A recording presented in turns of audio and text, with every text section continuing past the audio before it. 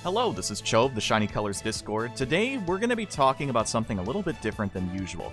This is what I've been kind of wanting to do for a little while, but had trouble figuring out how exactly I wanted to do it. So, I'm very open to feedback for this type of video format, so if there's anything in this video you want to hear or want to hear less of, let me know. But we're going to be talking about the Fes seasons. We're going to be going over the January 1st and January 10th seasons, in other words, the first two seasons of 2022. We'll also be briefly talking about the end of 2021, as well as just how 2021 was trending as a whole in terms of Grade Fes, and why exactly things have changed or haven't changed depending on the situation, and what it is that you can do to adapt and grow with Grade Fes. So let's go ahead and get things started. Now, let's keep in mind for the information of this video, it was gathered during the last day of the respective seasons from the top 100 of grades 5 through 7. Now, I did look into grades 1 through 4, but I decided not to include them, 1, for the sake of time, and 2, there was no real consistent pattern among the 4 grades. There was less impact of the meta the lower you went. Now, also keep in mind, because this is the top 100 of each grade, this is not entirely indicative of each grade, but helps put into perspective the types of teams that are finding success in each grade. So starting things off, the Grade Fes season of January 1st, 2022 gave us a very fresh look at what many teams were cooking up after the release of both Rinzai 7 and Daikichi Kogane. As we can see on the chart from the right, the highest placing teams was Dance Illumine, with 35% of the top 100 being made of Dance Illumine teams, followed by Dance Hokura at 17%, Vocal Straylight not far behind at 14%. We also saw other teams like Vocal Hokura, Dance Antika, Visual Straylight, and Vocal Antika. Now, Dance Illumine were able to shine thanks to the bump in effective power, along with their recent Meguru support to help add a couple extra percent to their appeal strength. Rinzai 7 would help bolster Dance Hokura thanks to her high Fes bonus score, while the highest percent of non-dance teams belonged to the previous Queens of Fes, Vocal Straylight. Now let's also take a look at Grade 6, where we see a slight shift overall. 33% of the teams of the top 100 were Dance Alstroemeria, 28% Dance Illumine, and 12% Dance Straylight. Then we saw Dance Hokura with 10%, and other teams including Vocal Straylight, which dropped down all the way to 2%, but other teams included Vocal Hokura, Visual Nocchill, and Dance Antika. Also notable, Grade 7 had 1 Visual Nocchill, Grade 6 has 1 Visual Alstroemeria, and lastly, we have Grade 5, which happens to also include Duet Hokura and Shiz that had 1 team show up in the top 100. In Grade 5, Dance Illumine took over at 34%, followed by Dance Alstroemeria and Dance Antika actually being tied at 12%, and Dance Straylight not far behind at 11%. As for the second Grade Fes season of the year, this gave us plenty to consider with the Asahi 5 update on January 10th. Some highlights from this season are the drastic drop of Dance Illumine, with the exception of their new Stranglehold on Grade 5, which we'll see in a moment, while Dance Straylight dominated with almost 50% of the top 100 consisting of them in Grade 7 and even Grade 6. So right now from the Grade 7 chart, we see 49% of the top 100 were Dance Straylight, a huge shift, followed by Dance Illumine at 17%, Dance Alstroemeria at 13%, and Dance Hokura at 9%. We see Vocal Stray, Vocal Hokura, and Visual Nocchill, and even 1 Rainbow Hokura team. But notably, we do not see teams that we would have seen before. We barely see here any Vocal Antika, and in fact, we're only going to see Vocal Antika in 1 other instance here in this particular season, a huge change from what we remember from previous seasons. In Grade 6, we can see that Dance Straylight here has 47% of the top 100, followed by Dance Hokura and Dance Alstroemeria tied at 15%, and Dance Illumine at 13%. Here we see Vocal Straylight, Visual Nocchill, Vocal Hokura having a total of 2 teams, and Dance Antika disappearing with only 1 team in the top 100 for Grade 6. Lastly, with Grade 5, actually a bit of a shift in the power dynamic. Dance Illumine reached 41% of the top 100, followed closely behind by Dance Straylight at 22%, and Dance Alstroemeria with 7%, but also Dance Antika at 11%. Now, what exactly this all means compared to the previous season is that a lot of the Dance Illumine teams ended up falling down and brought themselves back to Grade 5, whereas Dance Straylight were clearly building up over time and are really now shining in this updated season, especially because of Asahi. While we do see She's pop up here and there in Grade 5 and in Grade 6, the team is still incredibly inconsistent. Dance Antica has also found themselves in Grade 5, meaning that a lot of the support they've been getting hasn't really been helping them succeed in the higher grades. So maybe we'll see something for Antica later.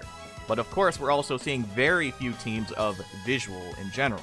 Visual Nocchill, thanks to Hinata 3, have at least some level of resurgence, but overall it's been pretty low. Teams like Vocal Antica and Visual Straylight seemingly vanished overnight in this season, and Dance Alstroemeria saw a dramatic decrease across all 3 grades compared to what we saw the previous season. Now by this point, Dance has shown itself to be the team to beat, as the other attributes have nothing that can compete with the likes of Kogane or Dance Straylight in their consistency. Now let's do a little bit of reflection. To compare, the previous seasons in 2021 saw the absolute domination of Vocal teams, with Vocal Straylight cementing themselves as the team to beat in terms of consistency and damage output, thanks to cards like Mei 3, as well as Asahi 4. Other Vocal teams like Vocal Antica, powered by Sakuya 4 and Kiriko 4, alongside Vocal Hokura, ran by Choco 5 and Kaho 5, were the most direct competition, especially after the introduction of Gyudon Rinzai to help amplify consistency for Hokura specifically. Dance Illumine were still doing well thanks to Mono 6 carrying the team, and the consistent support for Dance trickling in through the months helped keep them relevant. But were essentially the only Dance team making an impact prior to the 2022 updates. Visual Nocchill were just starting thanks to Hinata 3, but lacked the firepower to keep up with the top contenders. So, what exactly happened? Well, the bubble had to burst eventually when you consider how many Dance limited supports we were seeing over the 2021 year and even in 2020 with sleeper units like Natsuha. The tipping point was giving all Dance teams access to generic support through Juri and Natsuha, who have fantastic synergy together, but especially introducing Daikichi Kogane as a force to be reckoned with. When Vocal experienced Morning Glory Juri, it shifted the dynamic for Judge health, as players quickly realized Fes would end too quickly, as too many Juris were in play, and them amplifying Judge damage meant that nothing was going to really be surviving after turn 3, especially turn 4. Teams were getting way too powerful, damage creep was very real. Now the opposite is happening with Kogane. To refresh, Kogane has interest reverse. This means that any interest applied on a Judge is applied in the inverse direction, up to a certain point. As in, you cannot reduce a Judge to lower than 10% overall damage taken. But she also increases the Judge's interest by 50%, and the reversal lasts for 3 turns, so she effectively acts like a slightly weaker version of Wanderlust Mamimi, except she affects all interest hitting the Judges, and that buff lasting for 3 turns combines with the interest lasting longer than that, so she effectively becomes Morning Glory Juri after 3 turns, but allows you to set up and absolutely will ruin the day of anybody that happens to run into Kogane as an AI support, as all of your damage instantly disappears. She shuts down many of the previous meta teams and encourages a bit slower play thanks to it, and especially again with the AI having access to her appeals can certainly mess things up for you. We combine this with the fact that Straylight have once again taken the crown, this time from themselves, funny enough, as Vocal Straylight was a very difficult team to deal with, especially once Asahi 4 dropped last year. The advantages of Dance Straylight is their overall consistency and now higher damage output thanks to the release of Asahi 5. Their appeals supplement the build enough where your supports can be anything strong and you can get away with it typically. Combine this with the ability to stall things out with Daikichi Kogane, and it certainly allows Straylight to function really well. Behind them, Dance Illumine have steadily been able to keep pace thanks to Mono 6 and Hiyori 6. Although, I can't imagine the upcoming Meguru 7, who's visual, is gonna really change too much for them. While you can certainly run her, and she will have a score bonus for at least the first couple seasons, I don't feel like she's really an extension to the game plan so much as just another strong card that happens to work. But we'll see. Dance Hokura, alongside Dance Alstroemeria, struggle with their older cards. Hokura in particular build off of a lot of 2019 and 2020 cards, with really Christmas Jury and the most recent Rinzai 7 being their only notable additions outside of cards, again, from 2 years ago, or even 3 in the case of Choco 3. Alstroemeria has cards that are equally as old, but also struggle with the fact that they haven't gotten much dance support outside of Shinobi Amana last year. They're surviving, but just barely. So, what does this mean for you? Well, obviously there's a lot of details to consider. For those that are in Grade 1 through Grade 4, just focus on rebuilding your idols as best as possible in modes like TFE and Grad. While Wing is certainly fine, Wing is not really the mode to be focusing on if your goal is Grade Fes. The bigger detail that I gathered from the data is that there's no real established meta in the lower grades due to lower judge health. Teams in particular and overall team comps shine a little less, while the stronger units will certainly carry you much further than just focusing on synergy. So if there are particular cards that you feel are strong, or we've talked about on the channel as strong, then it's maybe a good idea to build around them first, and see where that takes you. Now, if you aim to climb further than that, then there are a few things we should keep in mind going forward. We may be able to look forward to Fuyuko 2's rerun sometime this year. The banner is nearing 2 years old, which means that it's a prime candidate to be reran, but it also features 2 incredibly relevant cards in the meta right now.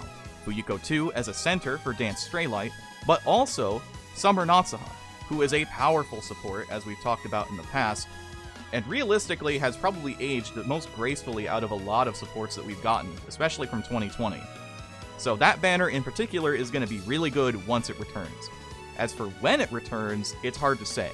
Since it was a July banner, it's fair to assume that it may return in the summer, but they're probably going to try to find things to fill the gap, which is where these other banners show up, such as Sakuya 4, Toru 2, Amana and Tenka 4, as well as Mamimi 4. Now, granted, none of these banners are doing particularly well in the meta right now. Vocal Antica is not completely out of the door just yet. There are still some applications for using Vocal Antica, and Promessa Sakuya, the featured in that case, is actually still really relevant on a fair number of teams, so that's not a bad banner to necessarily see. Toru 2, on the other hand, is a team that has gotten a ton of support in the past, but right now has hit a bit of a stagnant point. The same deal with Visual Alstroemeria. They got their support when it came out in 2020, but otherwise the teams have been relatively dormant. And outside of a Shiyuki Limited to help the team just a little bit, they haven't been getting a whole lot.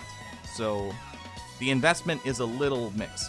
As for Mamimi 4, she has her sort of rogue applications as sort of a canon on her own right, and you can build around her to make her a powerful unit. But we haven't been seeing a ton of Mamimi canon type teams for a while, so the investment may be a little low, personally speaking. And that will do it for this video. Thank you so much, as always, for watching. If you enjoyed this, feel free to let me know in the comments. If there's other things you'd like me to talk about in these types of videos, let me know. I haven't decided if I want to do every 2 seasons, or if I want to try to make them shorter by focusing on 1 season. Again, just let me know, and I'll see what I can do. Till next time, I've been Cho, thanks for watching, have a wonderful rest of your day.